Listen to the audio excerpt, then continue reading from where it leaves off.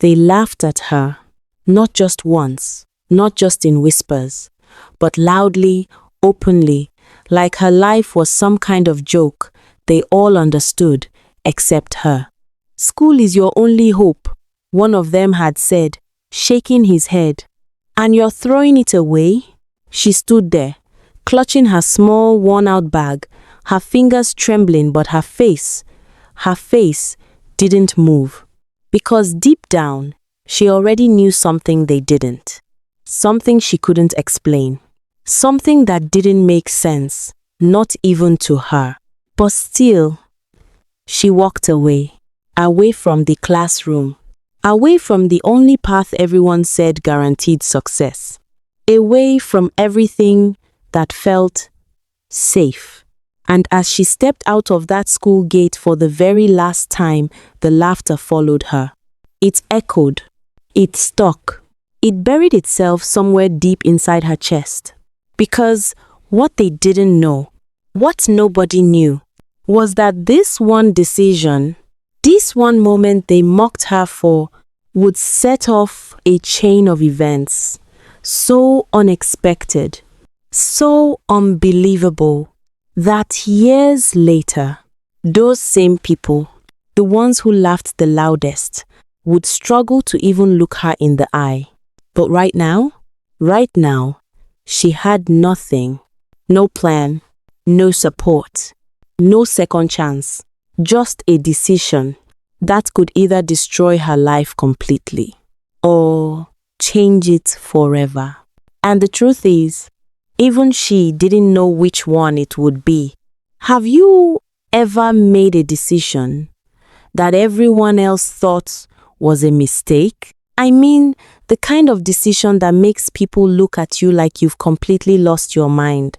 The kind where even your closest friends slowly start distancing themselves because they don't want to be associated with your failure. Yeah, that kind. Because today's story isn't just about a girl who quit school. It's about courage. It's about pressure. It's about that silent voice inside you that refuses to follow the crowd, even when the crowd is right in front of you, pointing and laughing. And more importantly, it's about what happens when life takes a turn that nobody sees coming. So if you've ever felt underestimated, if you've ever been told you won't make it, or if you're standing at a crossroads in your own life right now, unsure of which path to take, then this story is for you. And trust me, you're going to want to watch this till the very end. Because what happened to her will challenge everything you think you know about success, failure, and second chances. But before we go deeper into her story, take a second, right now. Hit that like button, subscribe to the channel, and drop a comment below. I trust my journey. It might sound simple, but sometimes saying it out loud is the first step to believing it. Now, let me take you back to where it all began. Because her story didn't start with laughter, it started with pressure. And a choice she was never really supposed to make. Her name was Amara. 17 years old, bright, quiet, the kind of girl teachers pointed at and said, if only more students were like her. But what they didn't see was everything she carried home after school.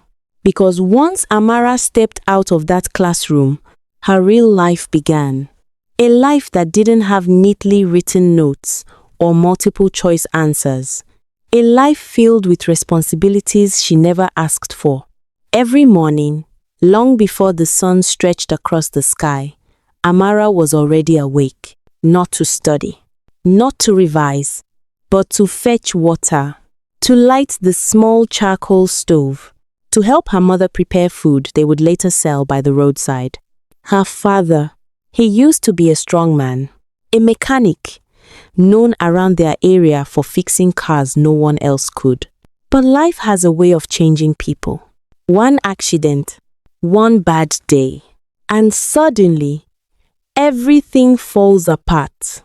Now he spent most of his days lying on a thin mattress in the corner of their one-room home. His body weak, his voice quieter than it used to be. And his eyes carried something heavier than pain. Regret. So the responsibility shifted. Not slowly, not gently, but all at once. Her mother took on more work, long hours, tired hands, and a constant worry that never left her face. But even that wasn't enough. It could never be enough. School fees piled up. Bills whispered threats they couldn't ignore. And food became something you were grateful for, not something you expected. Amara saw it all. Every single day, she saw her mother pretending she wasn't hungry, just so her children could eat. She saw her father turn his face to the wall because he couldn't bear to watch them struggle. And she felt it. That silent pressure. That unspoken expectation. Because in homes like hers, there's always one child. The one everyone quietly believes will change everything. The one who will make it. The one who will carry the family out of poverty. For Amara, that child was her. Our hope, her mother would say softly at night. You just need to finish school and everything will be okay. Simple words, heavy meaning. Because finishing school wasn't just about her future. It was about their survival.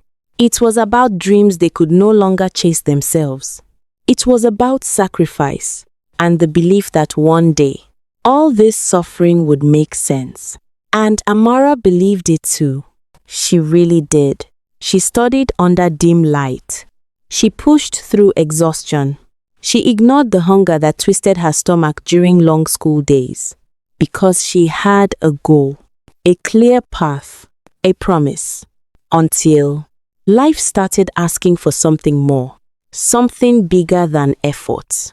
Something bigger than hope. A choice. One that would force her to question everything she had been told, everything she had believed, and everything she was willing to risk. And when that moment came, it didn't knock gently. It crashed into her life and changed everything.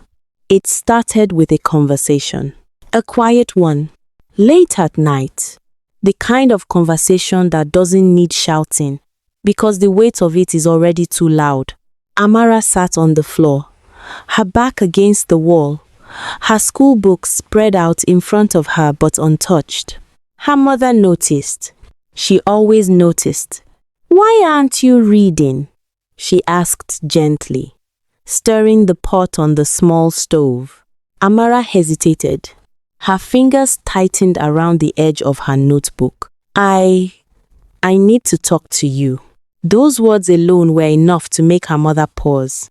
Because in a house like theirs, those words rarely meant anything good. The room fell quiet. Even the night outside seemed to lean in, listening. Amara swallowed. Her heart was pounding so hard it felt like it might betray her before she could even speak. "Mama, I don't think I can continue school." Silence. Not the normal kind. This one was sharp, heavy, almost suffocating. Her mother slowly turned to face her. "What did you say?" "I want to stop. Just for now." Amara rushed to explain. "I can walk. I can help more. We need money, Mama. You can't do this alone anymore." Her mother's face changed. Confusion, shock, then something deeper, fear. "No," she said immediately. "No, Amara, that's not an option." "But Mama, I said no." Her voice cracked, and that was what hurt the most.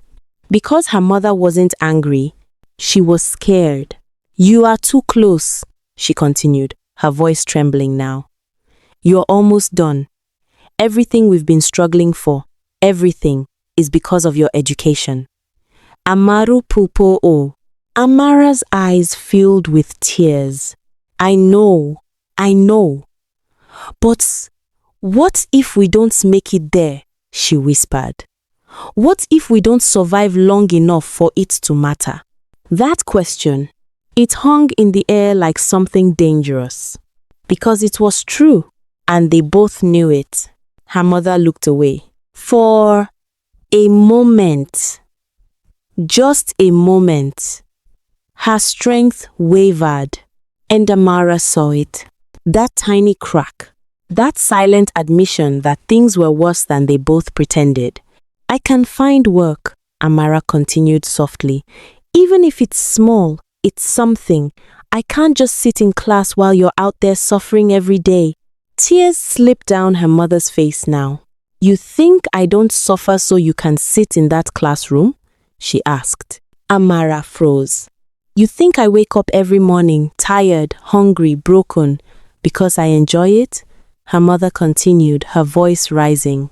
No, I do it so you won't have to live this life. I'm trying to help, and I'm trying to protect you.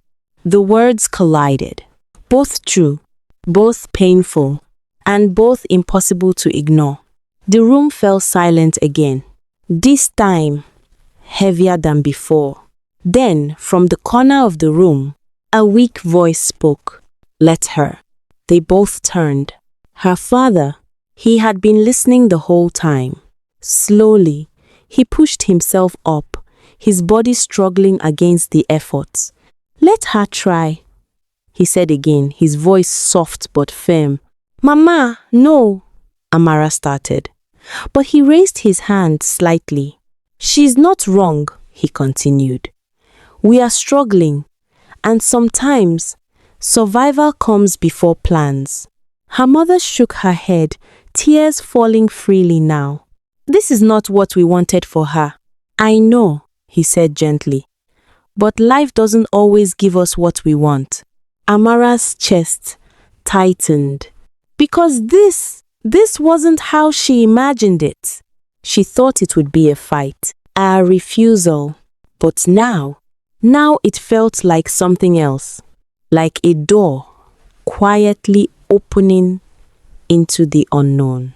Her mother looked at her, really looked at her, as if trying to memorize her face, as if trying to hold on to the version of her that still had a clear, safe future. And then, slowly, reluctantly, she nodded, just once. That was it. That was all it took. A decision made in silence. A future rewritten in a single moment. The next morning, Amara didn't wear her uniform. She didn't pick up her school bag. She didn't walk the familiar path to the classroom. Instead, she stepped out into a different world, one without structure, without guarantees, without a map. And as she walked away from home, the early morning sun casting long shadows behind her, she felt it. Fear, doubt, and something else. Something small, but stubborn. Hope. Because even though she didn't know where this path would lead, she knew one thing for sure. There was no going back. And what waited ahead was nothing like she expected. The first thing Amara noticed was the noise. Not the controlled, predictable noise of a classroom, where chairs scraped the floor, pages flipped, and teachers called out names. No, this was different. Louder, chaotic, unforgiving. Voices overlapped. People shouted. Vendors called out prices like their lives depended on it, because for many of them, it did. Cars honked endlessly. Motorcycles weaved through tight spaces like they had no fear of consequences. And everywhere she looked, movement, fast, constant, relentless. This was the real world. And it didn't care that she had just left school. It didn't care that she was only 17. It didn't care that she had no experience, no connections, no plan. It only cared about one thing. What can you do? And how fast can you do it? Amara stood at the edge of the busy roadside market, clutching the small nylon bag her mother had given her. Inside it, a few sachets of pure water, some ground nuts, and a hope that felt smaller with every passing second. Go and sell, her mother had told her that morning, her voice softer than usual. Start small. We'll figure the rest out. Start small. It sounded simple, but standing there now, watching dozens of other sellers move with confidence, calling out to customers, negotiating prices like it was second nature, Amara felt it. That sinking feeling, like she had stepped into a race she didn't even know the rules to. Pure water! Cold water!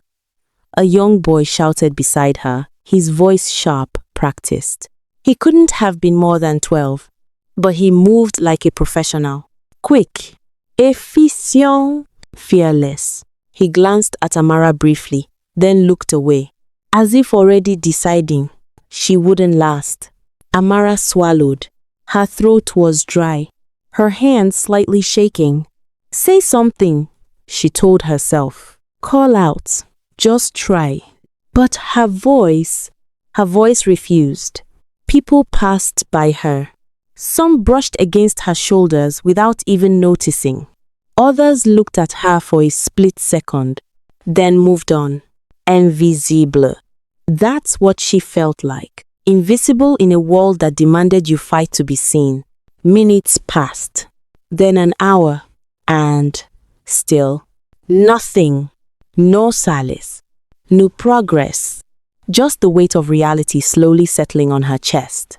This is harder than I thought, she whispered to herself. But deep down, she already knew. This wasn't just hard. This was survival.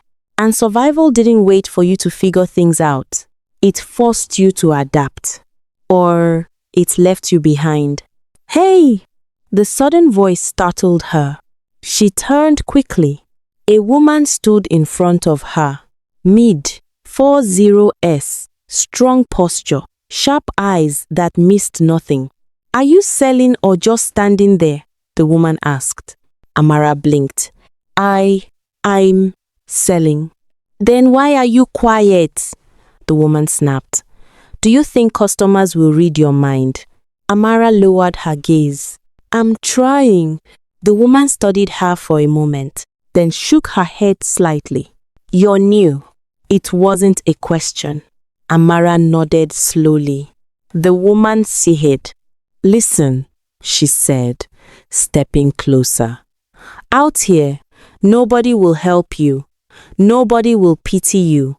If you don't speak up, you won't eat. It's that simple. Her words were blunt, but they weren't cruel. They were real. And that made them hit even harder. Amara took a deep breath. Her fingers tightened around the bag. Then, slowly, she opened her mouth. Pure water. Too soft. The woman frowned. Louder. Amara swallowed again, then tried once more. Pure water. Better. But still unsure. Still fragile. The woman nodded slightly. Again. And so she did. Over and over. Each time a little stronger. Each time a little less afraid. Until finally, someone stopped. How much? Amara froze for half a second, then quickly answered. 50 naira. The man nodded and handed her the money. Her hands trembled as she passed him the sachet. Her first sale. It was small, insignificant to most, but to her, it felt like something bigger, like proof. Proof that maybe, just maybe, she could survive out here. But as the day went on, as the sun grew hotter, as her legs grew weaker, and the competition around her grew sharper, Amara began to realize something else. Something she hadn't fully understood before.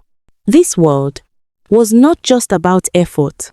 It was about strategy, confidence, connections, and sometimes luck. And without those, you didn't just struggle, you disappeared. By the time evening came, Amara had sold only a few items. Her profits? Barely enough. Nowhere near what she had imagined. Nowhere near what they needed. As she walked home that night, her steps slower, her body aching, the excitement she felt in the morning had faded, replaced by something heavier. Doubt. Did I make the right decision? She whispered to herself. But there was no answer, just the sound of her footsteps on the quiet road, and the growing realization that this new world was going to test her in ways she had never experienced before. And this was only the beginning, because very soon she would meet people who would change everything, some for better and some for worse. The next few days followed the same pattern. Wake up early, prepare what little she could sell, step into the chaos, try not to fall behind, and every evening, return home with just enough to survive, but never enough to breathe. Amara was learning. Slowly, painfully, but she was learning. She learned which spots had the most traffic, which times of the day people were more likely to buy, how to raise her voice, just enough to be heard, without sounding desperate. But, more importantly, she started noticing people, because out here, people mattered. The first was the woman who had spoken to her on her first day. Her name was Mama Bisi. Nobody knew her full story. Or maybe they did, but no one talked about it. She sold cooked food, rice, beans, stew from a small roadside stand that somehow always had customers. She was sharp, direct, and had a presence that made people listen. Out here, you don't wait for opportunities, she told Amara one afternoon. You create them, or you take them. It wasn't advice. It was survival law. And for some reason, she kept an eye on Amara. Not too obvious, not too soft, but enough for Amara to notice. Then there was Tunde, a young man in his early 20s, tall, confident, always smiling, but never too much. He sold phone accessories, chargers, earphones, power banks from a small wooden table by the roadside. But unlike most sellers, Tunde didn't chase customers. Customers came to him. Presentation, he once said, noticing Amara watching him arrange his items neatly. People don't just buy products. They buy how you make them feel. Amara didn't fully understand it at first, but she watched closely because Tunde wasn't just surviving. He was thriving. And then there was Sadiq. Everyone knew Sadiq. Not because he sold anything special, but because of how he operated. Quick money, fast deals, no questions asked. He moved around constantly, always whispering, always negotiating something just out of sight. Some people avoided him. Others followed him, because with Sadiq, there was always opportunity. But there was also risk. Small girl. He called out to Amara one afternoon, leaning casually against a car. You're working too hard for too little. Amara paused. I'm okay, she replied cautiously. He laughed. No, you're not. I've been watching you. You barely make anything. His words stung. Because they were true. I can show you something better, he continued, lowering his voice slightly. Something faster. Amara hesitated. There it was. That moment. The kind Mama BC had warned her about. Opportunity or trap. I'm not interested, she said quickly, turning away. But Sadiq's voice followed her. You will be, he said calmly. Sooner or later, you will be. You will be. Those words lingered. Not loud, not forceful, but persist, like a seed planted in her mind. Because the truth was, He wasn't wrong. She was struggling, and every day. The gap between effort and results seemed to grow wider. That evening, as Amara sat outside her home, counting the small money she had made, her mother watched her quietly. "How was today?"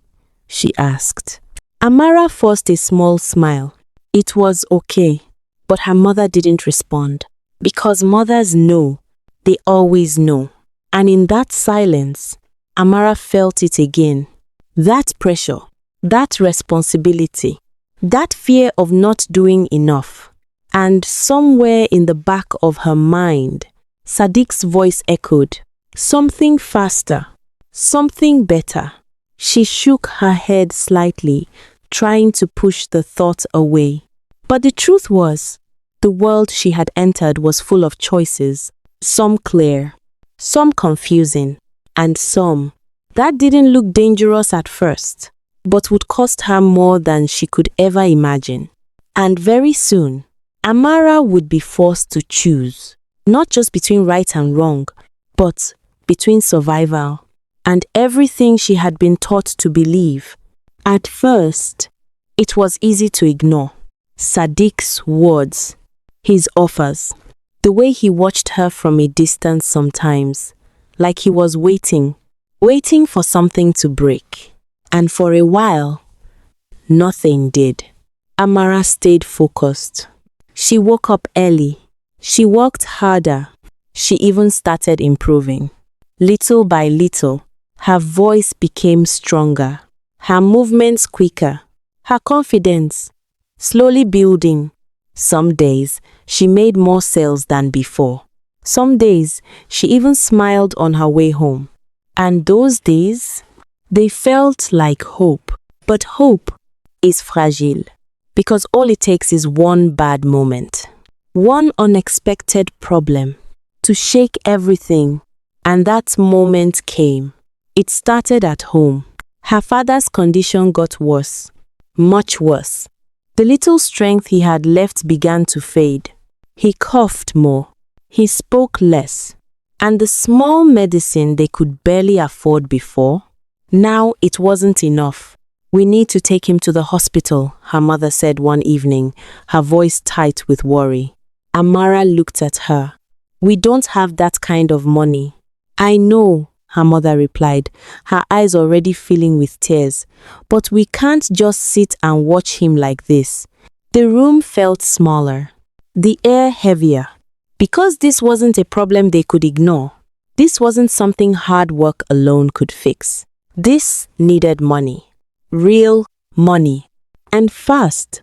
"I'll try to sell more tomorrow," Amara said quickly. "I'll stay longer. I'll push harder." Her mother nodded. But deep down, they both knew it wouldn't be enough. The next day, Amara pushed herself harder than ever before. She didn't rest, didn't slow down, didn't even stop to eat. "Pure water, groundnuts, cold water," she shouted again and again, her voice growing hoarse. Hours passed. The sun burned. Her legs ached, but she kept going. Because this time, it wasn't just about survival. It was about saving her father. But by evening, when she finally counted her money, her heart dropped. It still wasn't enough. Not even close. She stared at the small notes in her hand, her fingers tightening around them. "This can't be it," she whispered. Her chest felt tight, her thoughts racing. "What else can I do?" And that's when, still struggling, she didn't need to turn. She already knew. Sadiq. He stepped beside her, hands in his pockets, calm as ever. "I told you," he said quietly. "Hard work doesn't always pay, not out here." Amara said nothing. She just stared at the money in her hand. "I have something for you," he continued. "Quick job, no stress. You'll make more than this in 1 hour. 1 hour. Her grip tightened. Her father's weak voice echoed in her mind. Her mother's worried face. The hospital. The cost. Everything. I don't do anything illegal, she said finally, her voice low. Sadiq smiled slightly. Illegal? He repeated.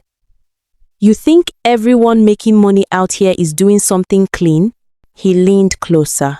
I'm not asking you to steal. I'm not asking you to hurt anyone. Just help deliver something. That's all. Amara's heart started beating faster. Deliver something. It sounded simple. Too simple. What is it? She asked cautiously. Sadiq shrugged. Does it matter? You take it from one place. You drop it at another. You get paid. End of story. Amara hesitated. Everything in her told her to walk away, to ignore him, to stay on the path she had chosen. But then her father coughed violently in her memory. Her mother's voice.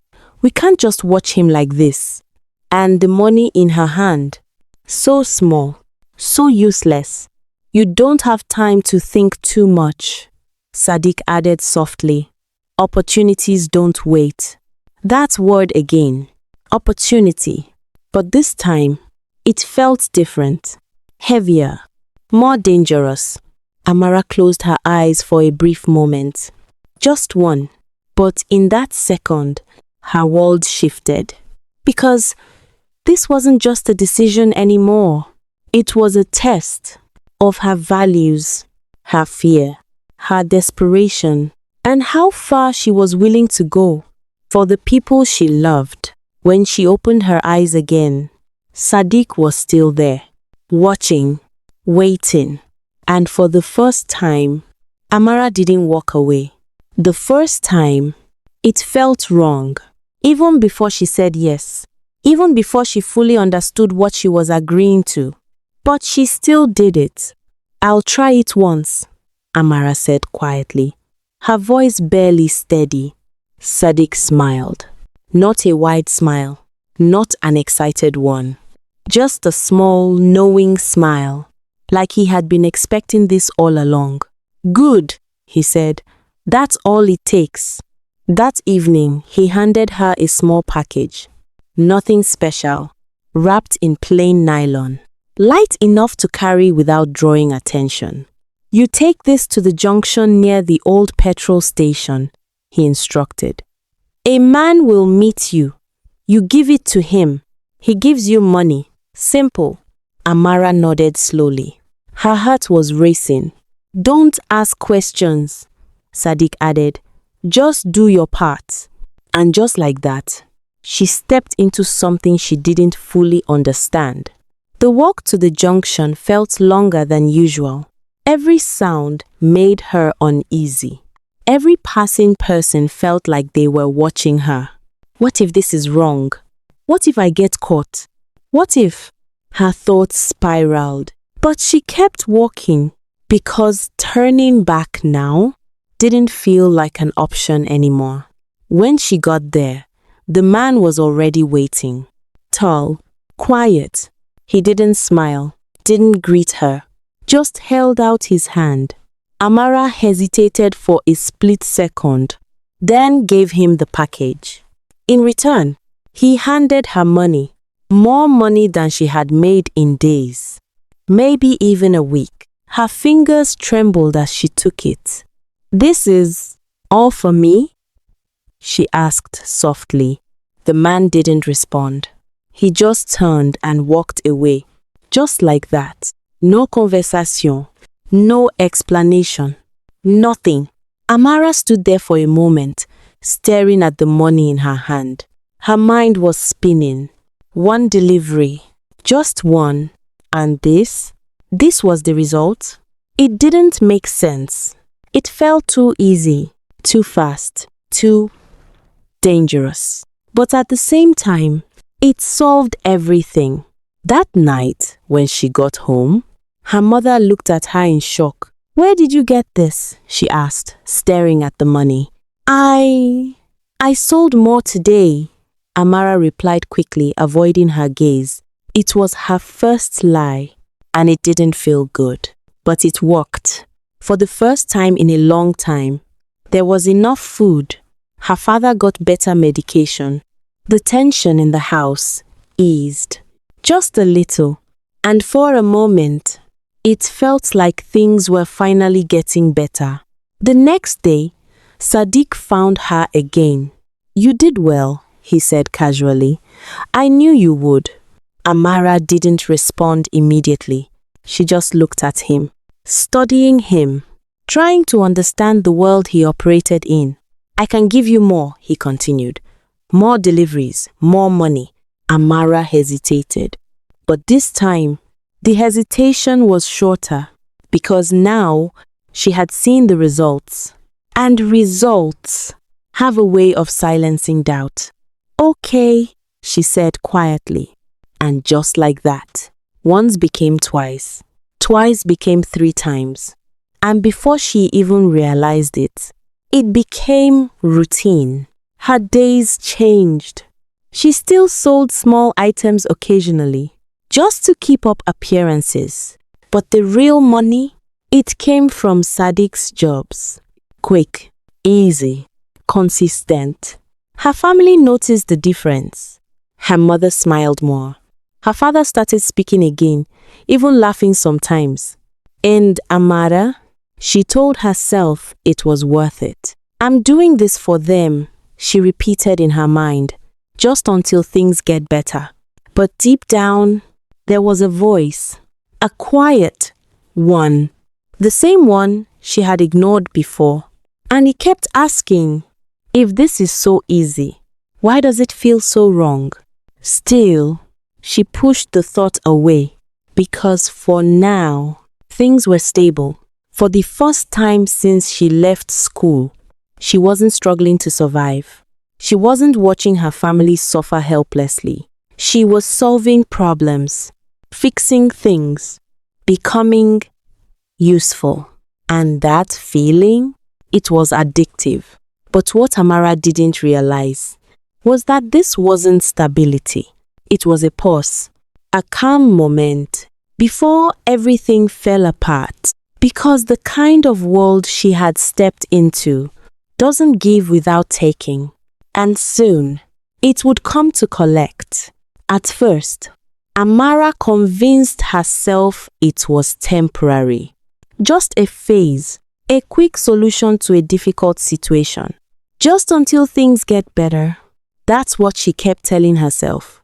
But life has a way of testing the promises we make to ourselves. Because temporary has a way of becoming permanent when it starts to feel good. Days turned into weeks, and weeks started to change her, not all at once, not in obvious ways, but slowly, quietly, dangerously.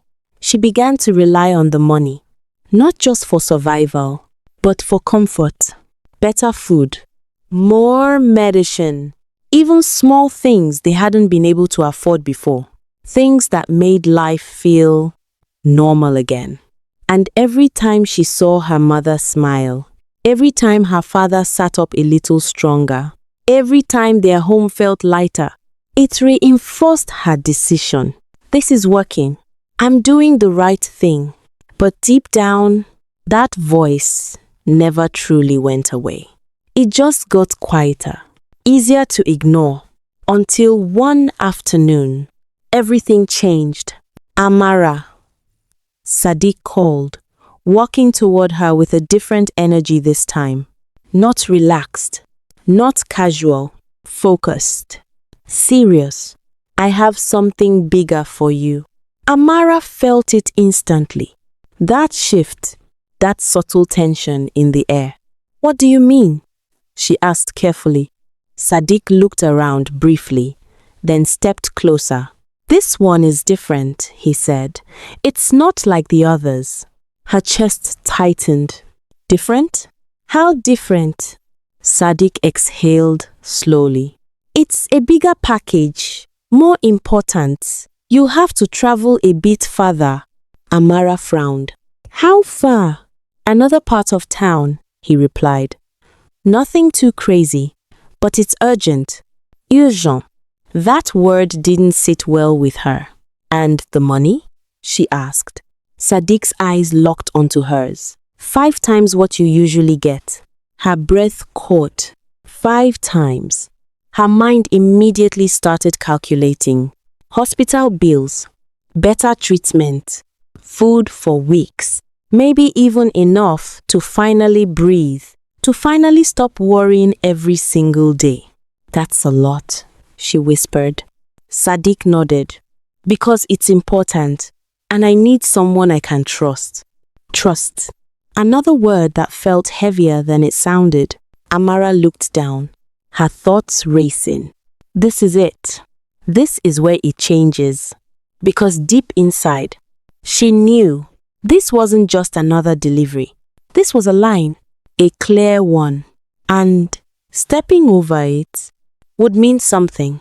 Something bigger than money. What's inside the package? She asked quietly.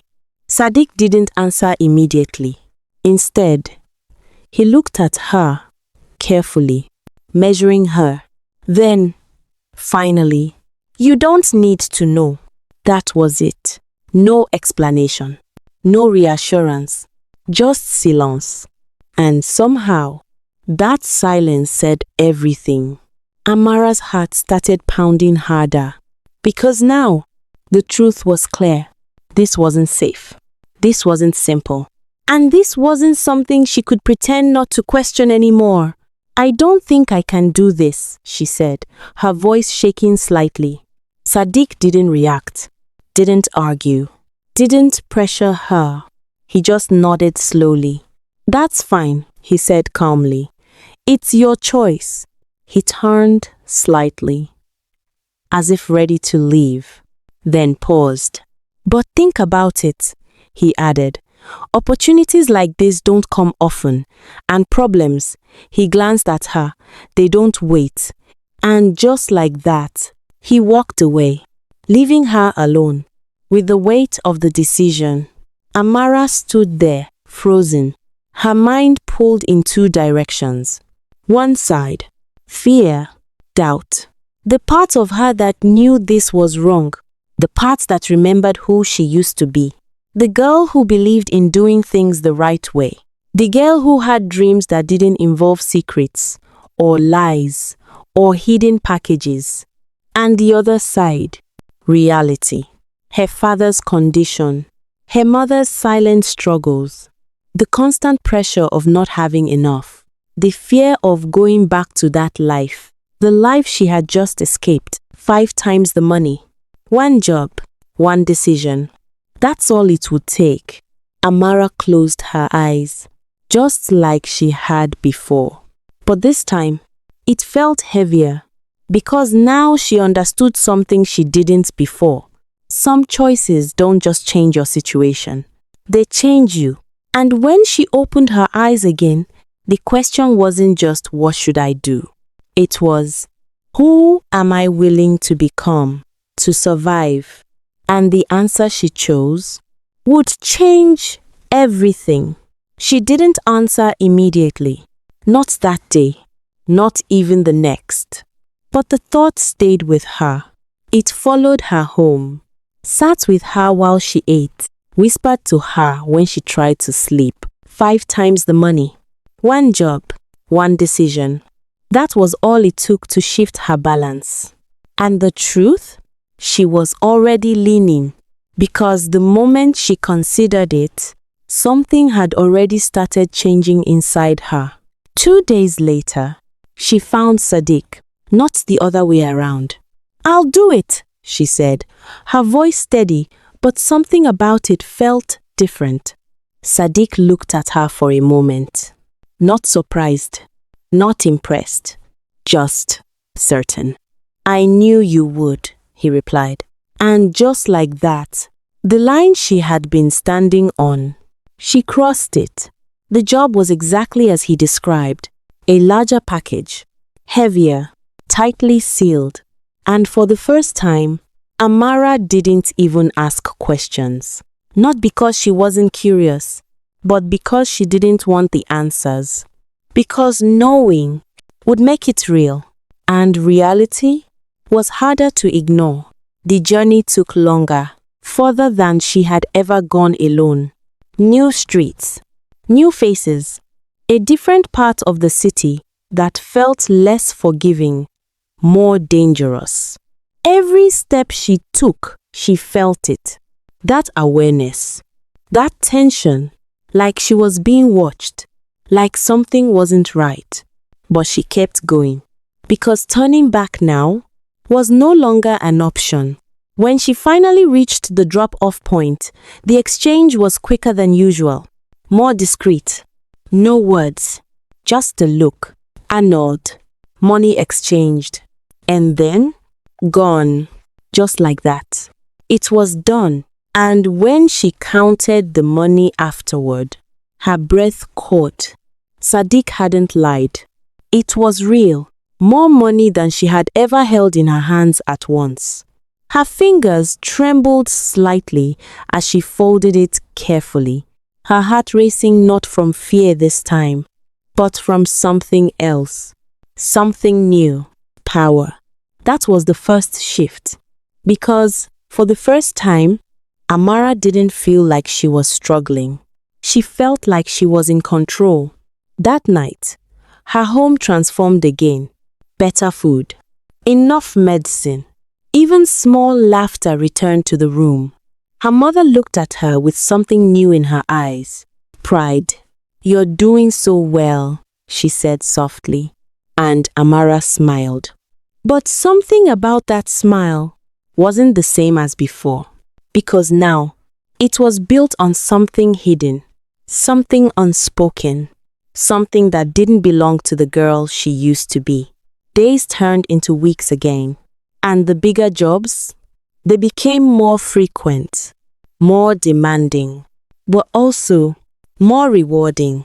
Amara stopped selling small items completely.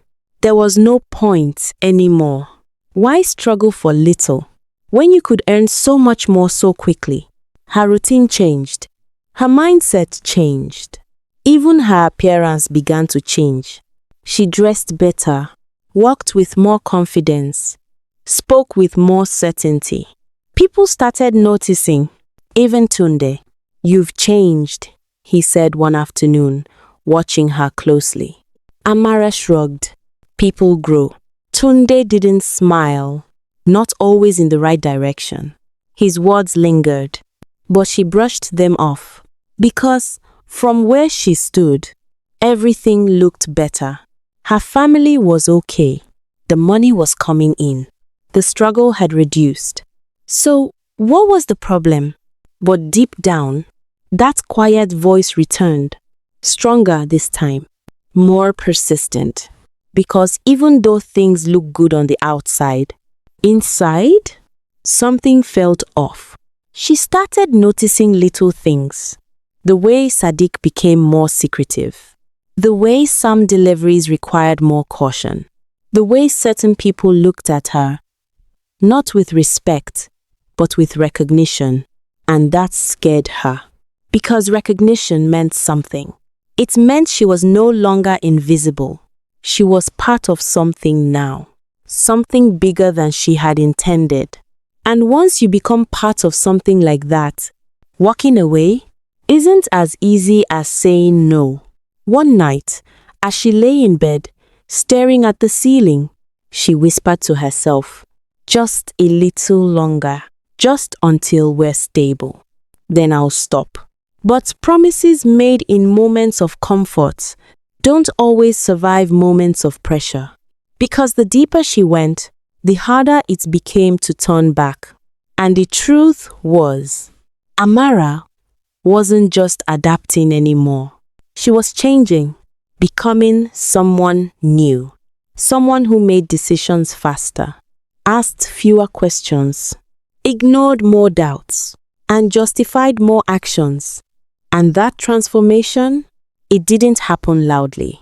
It didn't come with warnings.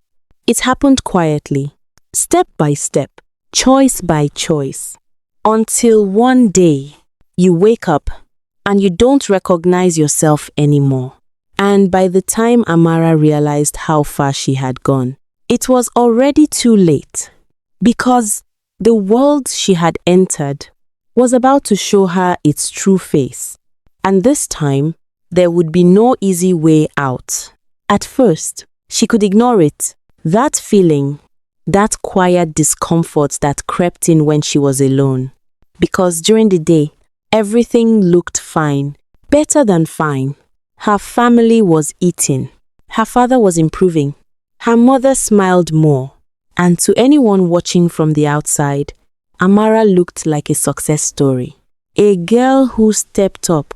A girl who found a way. But at night, when everything went quiet, that's when the truth came out. She couldn't sleep like she used to. Her mind wouldn't let her. Every delivery replayed in her head. Every exchange. Every silent look. Every moment she chose not to ask questions. What am I really doing? She whispered one night, staring into the darkness. No answer. Just the sound of her own breathing and the weight of the question. Because deep down, she knew. She just didn't want to say it out loud. She started noticing more. Things she had ignored before. The people she delivered to. They didn't look like ordinary customers. They were tense, watchful, always in a hurry. Some of them barely made eye contact. Others looked at her a little too long, as if trying to figure out how much she knew. And that made her uneasy, very uneasy. One afternoon, after completing another delivery, she walked past a group of men arguing loudly. I told you, the last batch wasn't clean.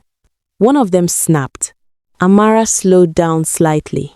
Not enough to be obvious, but enough to hear. You think I don't know what I'm doing? Another replied angrily. Talk to Sadiq if you have a problem. Her heart skipped. Sadiq, that name again, connected to something tense, something serious, something dangerous. She kept walking, faster now, her thoughts racing. What did they mean? What am I involved in? That question again, louder this time, harder to ignore. Later that evening, she found Sadiq. I need to ask you something, she said, her voice firm. Sadiq glanced at her briefly, then continued what he was doing. Ask. Amara hesitated. Then, what exactly are we delivering? Silence.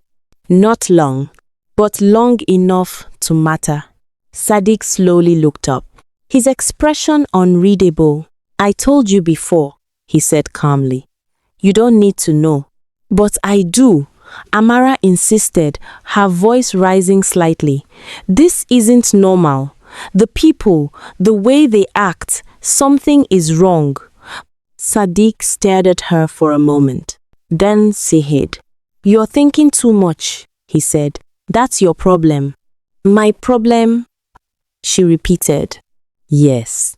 You're making money. Your family is okay. Isn't that what you wanted? Amara froze, because he was right. That was what she wanted. But now, it didn't feel that simple anymore. That doesn't mean I shouldn't care about what I'm doing, she said quietly. Sadiq stepped closer. His tone changed slightly. Still calm. But Fime, listen to me carefully, he said. In this life, you have two choices. You either ask questions or you survive. You don't get to do both. The words hit hard, too hard, because they weren't just words. They were a warning. Amara swallowed, her chest tight. So that's it? She asked softly. Just don't think. Sadiq shook his head slightly. Think about what matters, he replied. Not things that will only make your life harder. And with that, he walked away, leaving her standing there. Again, alone. But this time, it felt different. Because now, the conflict inside her was louder than ever. Two voices, pulling her in opposite directions. One said, Stop. This isn't right. You're going too far. And the other, keep going. Your family needs this. You can't go back to struggling day by day. That tension grew. She became more cautious, more aware, but also more trapped because every step forward made it harder to step back. Every delivery tied her deeper into something she didn't fully understand. And the worst part? She started realizing something terrifying. Even if she wanted to stop, it might not be that simple anymore. One night, as she sat outside, staring into the distance, Tunde approached her quietly. "You don't look okay," he said. Amara forced a small smile. "I'm fine." Tunde shook his head. "No, you're not. And whatever you're involved in," he paused, choosing his words carefully, "it's not worth it." Amara looked at him. For a moment, she wanted to tell him everything, to open up, to admit that she was scared, that she didn't know how to get out. But instead, she said nothing, because saying it out loud would make it real, and reality was becoming harder to face. "Just be careful," Tunde added softly before walking away. Be careful. Simple words, but they echoed in her mind. Because something was coming. She could feel it. That tension, that unease, that sense that everything was building towards something bigger, something unavoidable. And when it finally happened, it wouldn't give her time to think. It wouldn't give her space to choose. It would just hit hard, fast, and change everything. It happened on a Tuesday, a normal day. At least, it started that way. The sun was out, the streets were busy. Everything looked exactly like it always did. And that was the problem. Because when danger comes disguised as normal, you don't see it coming. Amara had just received another package from Sadiq. Not as big as the last one, but still important. "I need this done quickly," he said, his tone sharper than usual. "No delays." Amara nodded. She didn't ask questions anymore, not out loud, but inside, the questions were louder than ever. Still, she took the package and she left. The journey felt routine now. Familiar roads, familiar movements, her steps steady, her face calm. At least on the outside. But halfway to the drop-off point, something felt off. She couldn't explain it. Nothing obvious had changed, but there was a shift, a tension in the air, like the world around her was holding its breath. She slowed down slightly, her eyes scanning her surroundings. That's when she saw them. Two men, standing by the roadside, watching, not casually, not like passers-by, watching her. Her heart skipped. "Stay calm," she told herself. "Just keep walking." So she did. One step, then another, trying not to make it obvious, trying not to panic. But as she walked past them, one of them spoke. "Hey, you." Her body froze, just for a second. Then she turned slowly. "Yes?" The man stepped closer, his expression serious. Too serious. "Where are you going?" Simple question, but something about it didn't feel simple at all. "Just going to see someone," Amara replied, her voice steady, but her pulse racing. The man's eyes dropped briefly to the bag in her hand, then back to her face. "What's in the bag?" "What's in the bag?" Her chest tightened. "Just things I'm delivering." "I'm delivering." The second man stepped forward now. Closer, too close. "Open it." That was it. The moment everything shifted, Amara's mind went blank. No, no, no, no. This wasn't supposed to happen. This had never happened before. Her fingers tightened around the bag. I can't, she said softly. The first man's expression hardened. Why not? I was told not to. Open it. This time, his voice was firmer, more commanding, not a request anymore. A demand. Amara's breathing quickened, her thoughts spiraling. What do I do? What do I do? She glanced around quickly. People were passing by, but no one was paying attention. No one was stopping. No one was helping. Because in a place like this, everyone minds their business. And suddenly, she felt it. That terrifying realization. She was alone, completely alone.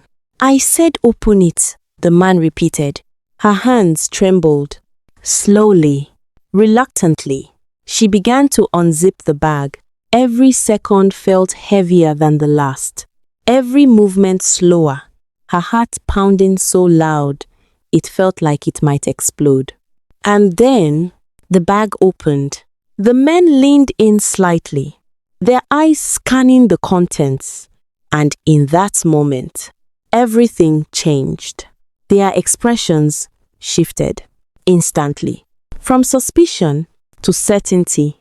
The first man looked at her, not like before, not with curiosity, but with something else, something colder.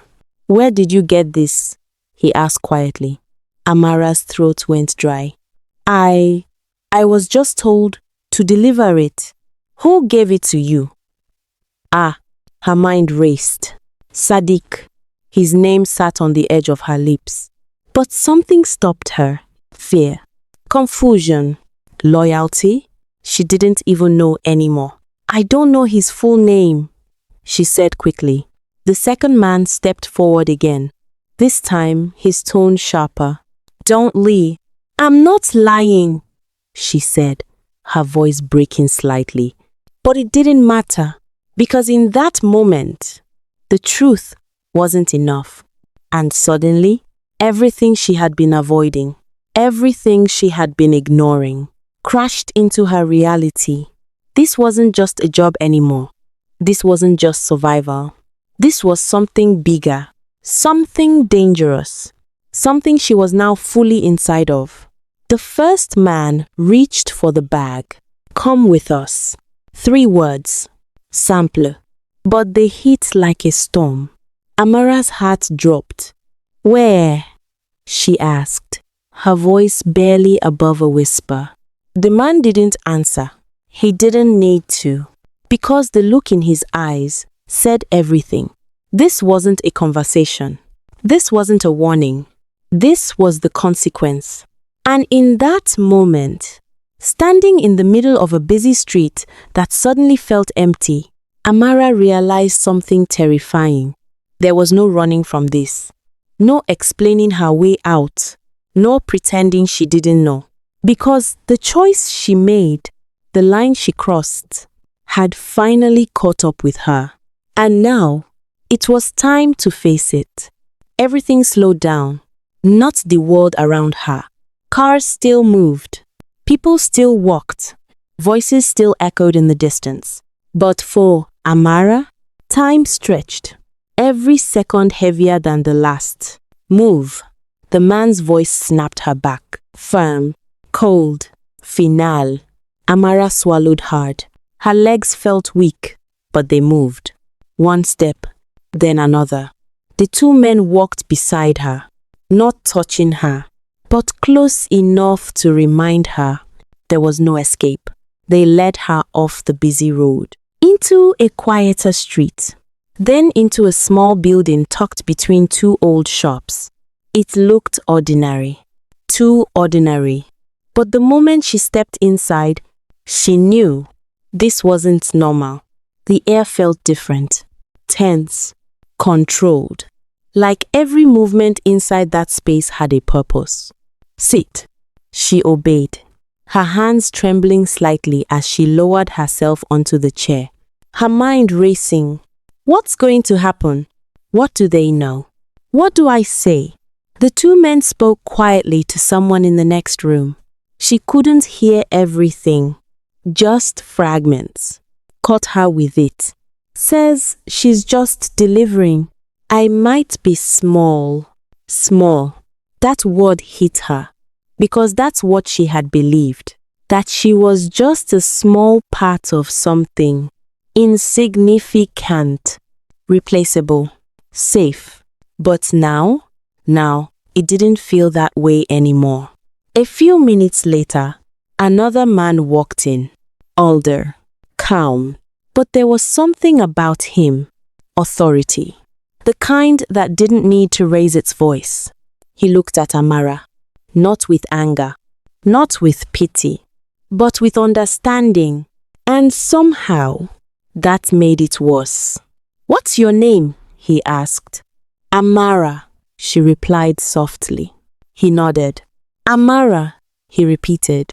Do you know what you were carrying? Her chest tightened. She shook her head. No, I was just told to deliver it. The man studied her for a moment. Then seahead. Young people, he muttered quietly, always thinking it's just delivery. He stepped closer. You weren't delivering goods, he said calmly. You were transporting illegal substances. The words landed. Heavy, sharp, unavoidable. Amara blinked, her mind trying to catch up. Illegal substances, she repeated. The man nodded. Drugs. That was it. The truth, finally spoken. And in that moment, everything inside her collapsed. Every doubt she had ignored. Every question she had avoided. Every warning she had brushed aside. All of it. Confirmed. Real. I didn't know, she whispered quickly, her voice shaking. I swear I didn't know. The man didn't respond immediately. Because he had heard that before, many times. From many people. Whether you knew or not, he said finally. You were involved. Amara's eyes filled with tears. No. I was just trying to help my family. My father is sick. We don't have money. Her voice broke. Because suddenly, all her reasons didn't feel strong enough anymore. The man watched her. Carefully. You think you're the first person with a difficult life? He asked quietly. Amara said nothing. You think poverty justifies this? He continued. You think desperation makes it okay? His voice wasn't harsh, but it didn't need to be. Because the truth was already doing the damage. I didn't mean to do anything wrong, she whispered. I just wanted to help. Silence filled the room. Heavy. Unforgiving. Because intentions don't erase consequences. The man exhaled slowly. Who gave it to you? He asked. There it was. The question she had been avoiding. The name sitting at the edge of her lips. Sadiq. Her mind raced. If I say his name, what happens? What if he finds out? What if? Amara. The man's voice cut through her thoughts. Firm. Clear. You are already in trouble, he said. The only question now is, how deep do you want to go? Her heart pounded, her hands clenched tightly together, because now there was no pretending, no hiding, no delaying, just truth, and the consequences that came with it. Tears rolled down her cheeks, her voice barely steady. Sadiq, she whispered. The room went still. The man's expression changed slightly. Not surprised, but confirmed. Full name? He asked. I don't know, she said quickly. That's all I know. He's the one who gives me the packages. I don't know anything else, I swear. The man nodded slowly, then turned to the others. Follow it up. Just like that. A decision was made. Not by her, but because of her, Amara, sat there, frozen, because in that moment, everything became real. The choices, the risks, the consequences, and the truth. She wasn't just a girl trying to survive anymore. She was now part of something bigger, something dangerous, something that didn't end easily. And as the reality settled in, one thought echoed louder than anything else. How did it get this far? But there was no time to answer that, because the story wasn't over yet, not even close. And what came next would cost her more than she ever imagined. The room felt colder after that. Not because the temperature changed, but because everything else did. Amara sat there, her hands locked together, her eyes swollen from tears that refused to stop. No one shouted at her. No one insulted her. But somehow, that made it worse. Because this wasn't chaos. This was control. And controlled situations, they come with real consequences. "We're taking you in," the man said finally. I sample. Direct. Final. Amara's heart dropped. "Taking me? Where?" she asked, her voice barely holding together. He looked at her. "To answer more questions. To sort this out properly." Her breathing quickened. "No, please," she whispered. "I told you everything I know. I didn't even know what it was. I swear." "You can explain that there," he replied calmly. That word, there, it echoed in her mind like a door slamming shut, because she knew what it meant. This wasn't something she could walk away from. This wasn't a mistake she could fix with apologies. This was real, and real things. Leave marks. The ride was quiet. Too quiet. Amara sat in the back, her mind racing, her chest tight. Every second felt heavier than the last.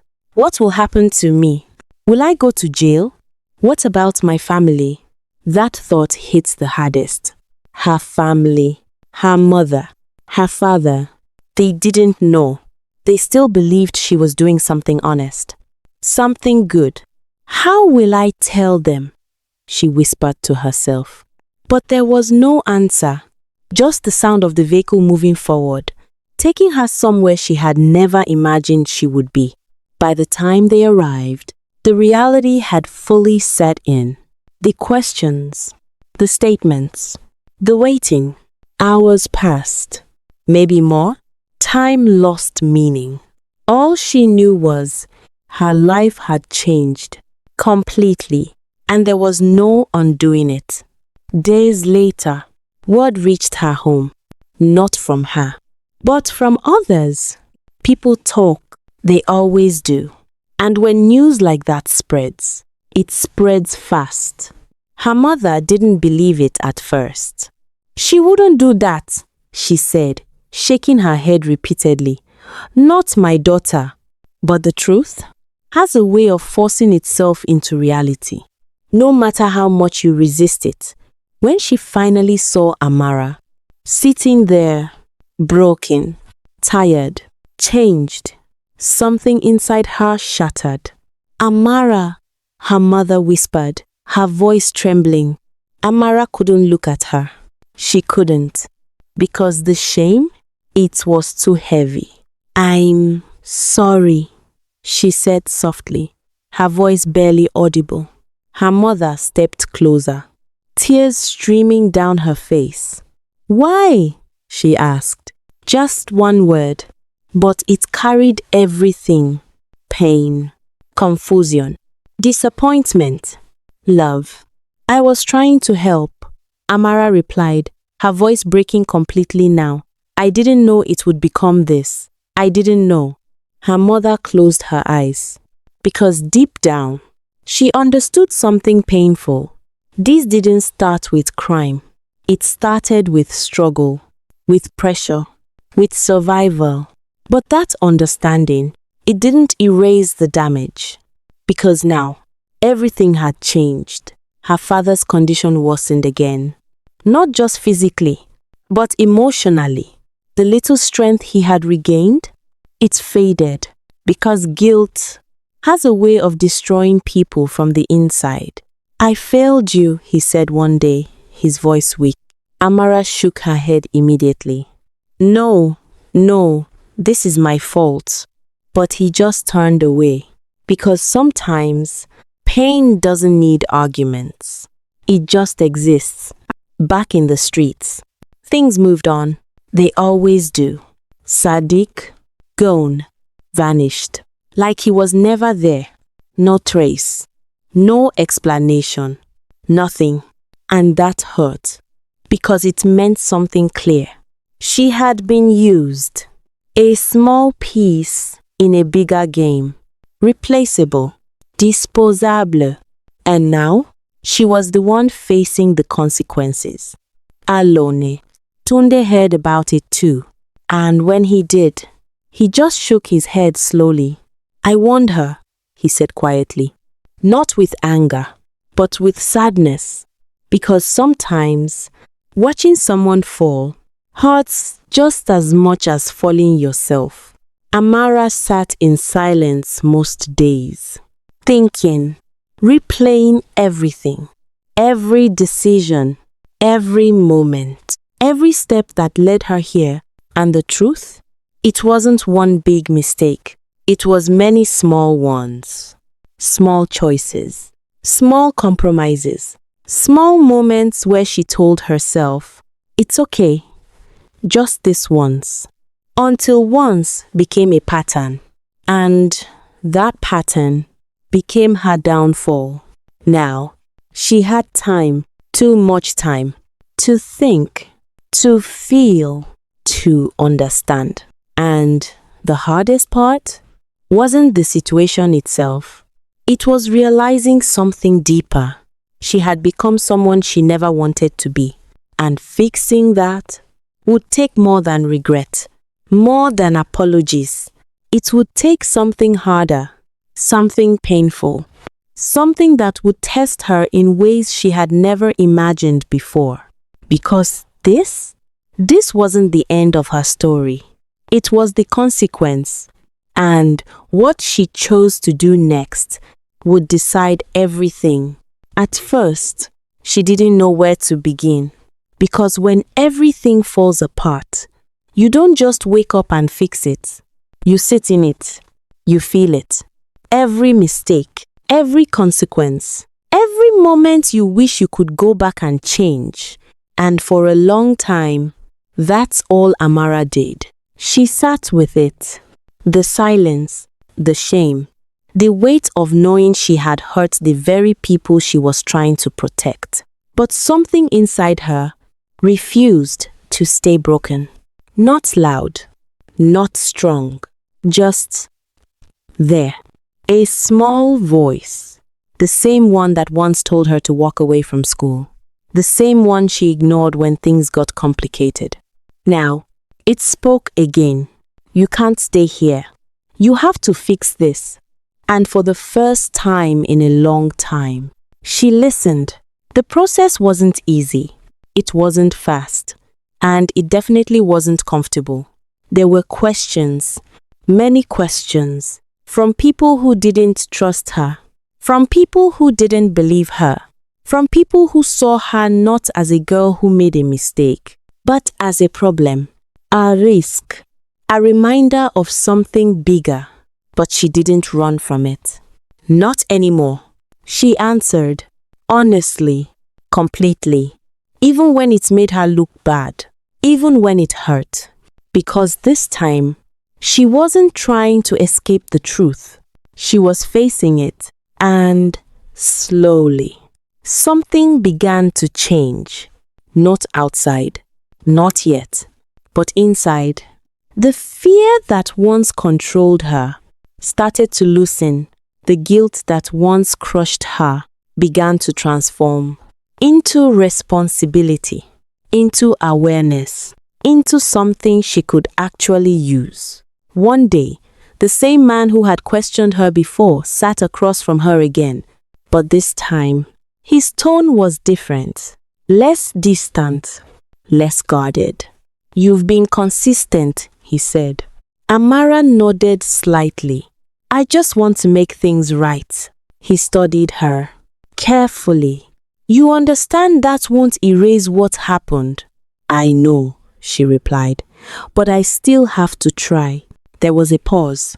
Then he leaned back slightly. There are programs, he said. Opportunities for people like you. Not easy ones, but real ones.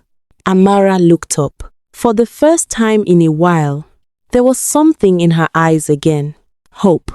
Not the naive kind she once had, but a stronger one, built on truth. What kind of programs? She asked. Training, he replied. Support, a chance to rebuild, if you're serious. I am, she said immediately. And this time, she meant it differently. Because now, she understood something she didn't before. Second chances are not given. They are earned. And earning them takes work. Real work. So she started again. From the beginning. Not in a classroom. Not yet. But in small steps. Learning skills. Basic ones. Things she once overlooked. Things she once thought were too small to matter. But now, they meant everything. Because this time, she wasn't chasing fast results. She was building something real. Something steady. Something honest. It took time. Weeks. Months.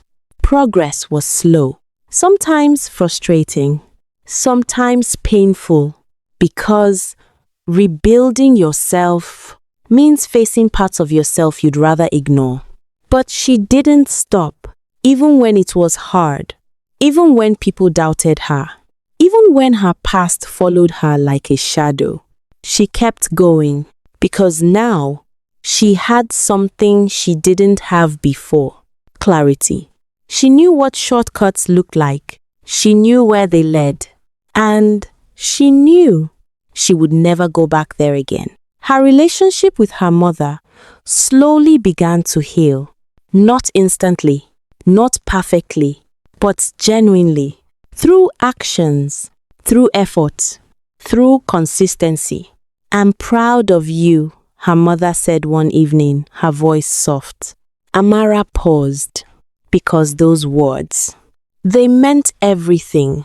Not because she deserved them yet, but because she was working toward them. Her father, he said less, but sometimes he would look at her and nod, just slightly, and that was enough. Because rebuilding trust isn't about big moments. It's about small ones, repeated, over time, and as the days turned into months, something became clear. Amara wasn't the same girl anymore. Not the one who left school. Not the one who got pulled into something dangerous. But not broken either. She was something else now. Someone who had seen both sides. Someone who understood the cost of shortcuts. Someone who had fallen and was choosing to stand again. Stronger, wiser, different. And for the first time in a long time, her future didn't feel like a risk.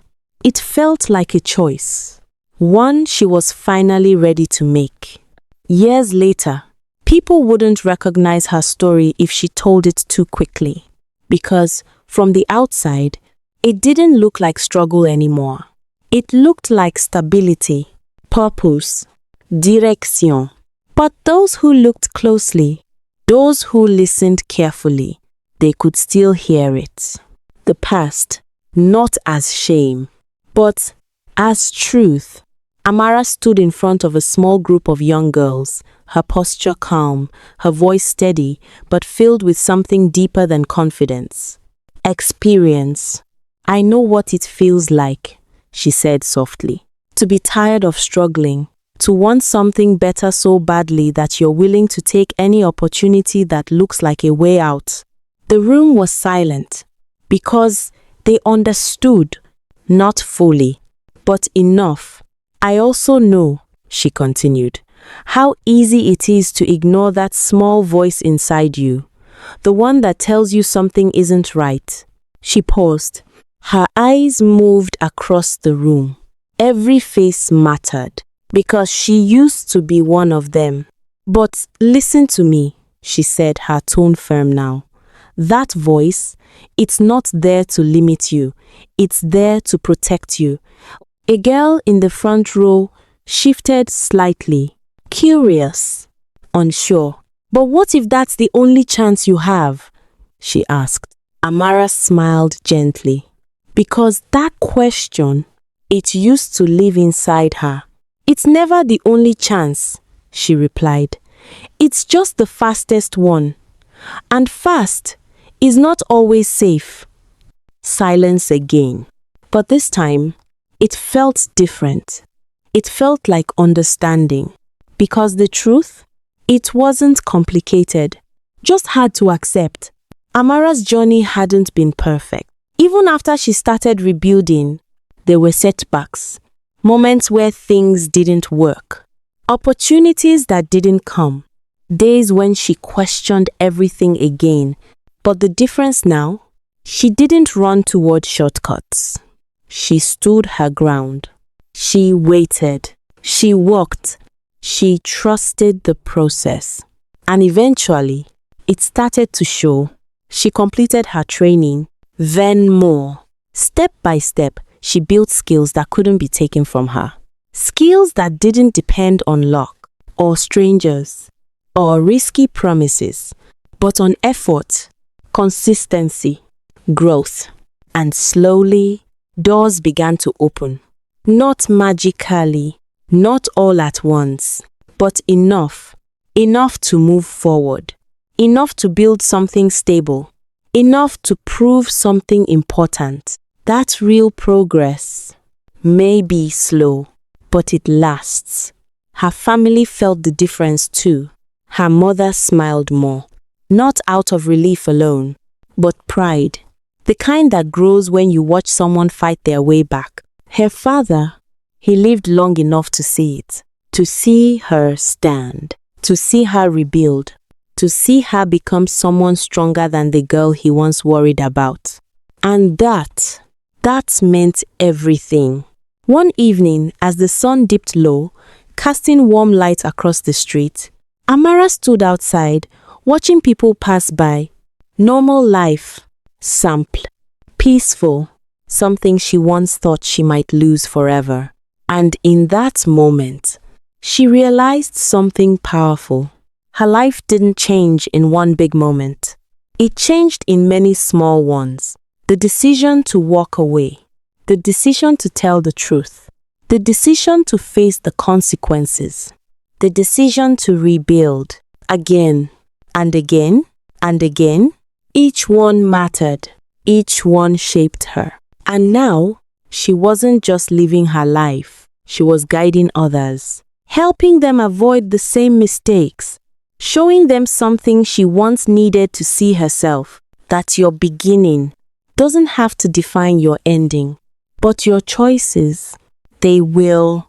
She turned back toward the building, her steps steady. No fear, no confusion, just clarity. Because now, she knew exactly who she was. And more importantly, who she would never become again. So let me ask you something. Right now, in your own life, are you choosing what's easy? Or what's right? Because sometimes they don't look the same. And the path you choose today, it might feel small. It might feel insignificant. But trust me, it's not. Every decision matters. Every step counts. And no matter how far you've gone in the wrong direction, you can still turn around. You can still rebuild. You can still become something better. But it starts with one thing, a choice. So choose carefully, because your future is built on it.